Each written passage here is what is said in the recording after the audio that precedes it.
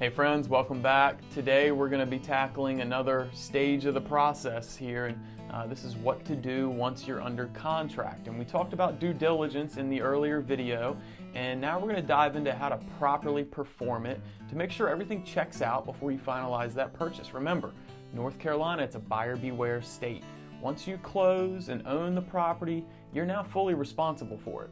All right, getting under contract, it's a huge milestone, but it's just the beginning of a series of important steps. And first up is going to be inspections. A major piece of this is knowing which ones do you order for a particular home. Newer homes require less inspections, although we perform inspections on every property, even brand new. No home is perfect, even new ones, and really a lot of this is just informational. You're buying a large, expensive asset. You need to know how it works, how to best take care of it. And the key is to focus on the major concerns that could affect your decision to complete the purchase.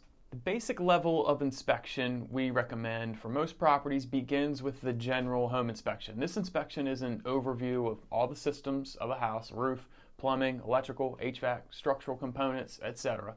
And these are very thorough, and they'll provide at minimum some high-level information on the property you're buying. Beyond that, we also recommend a termite and a radon for most every purchase. I won't get into all the detail for why on this video, but essentially due to where we're located, climate, geological makeup, both of these are vitally important. We also have some supplemental inspections that we recommend depending on the age and era of the home. It might be well and septic if you're out in the country. If the house was built before 1965, you might need to check for an underground oil tank. We found several of these, and we almost always suggest an HVAC inspection if that system's older than 7 to 8 years old.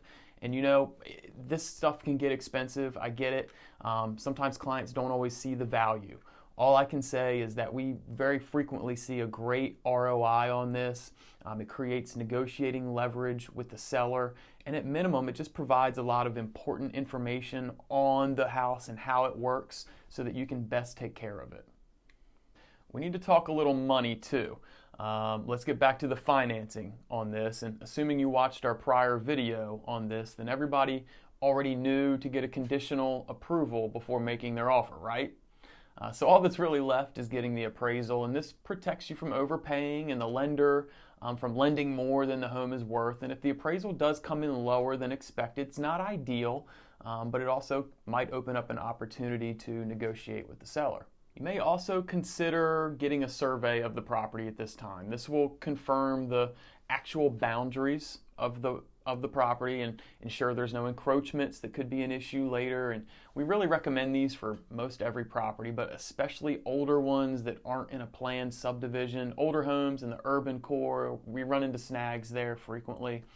You just got a hodgepodge of fences and shared driveways and retaining walls that no one really knows who put them in and who's responsible. And more and more, though, it really just makes sense to have a survey on just about every property.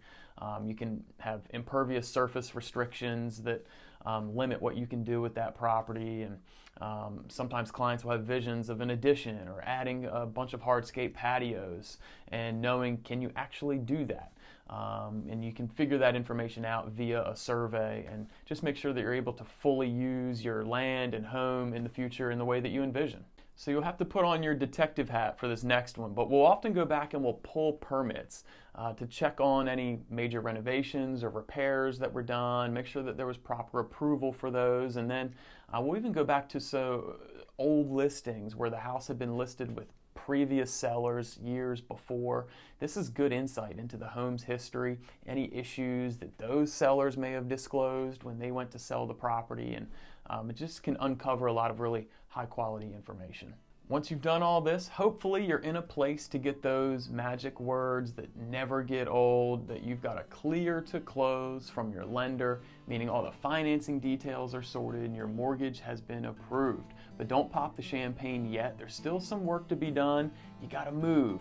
So this would be a good time to start calling around some movers and getting them lined up for your appropriate closing date. Man, that's a lot, I know. And then finally, after all that, your prize is you show up to closing and you sign 1 million documents. I'm kidding, mostly. I mean, you're going to get a great house and then a great investment, but not without putting in a little effort. Okay, so in our final bonus video, we're going to talk about the 5 most common mistakes that we see buyers make. And if you don't want to fall in this camp, make sure you check it out. If you want to contact us, click the link in the description to sign up for a discovery session. Happy house hunting. See you next time.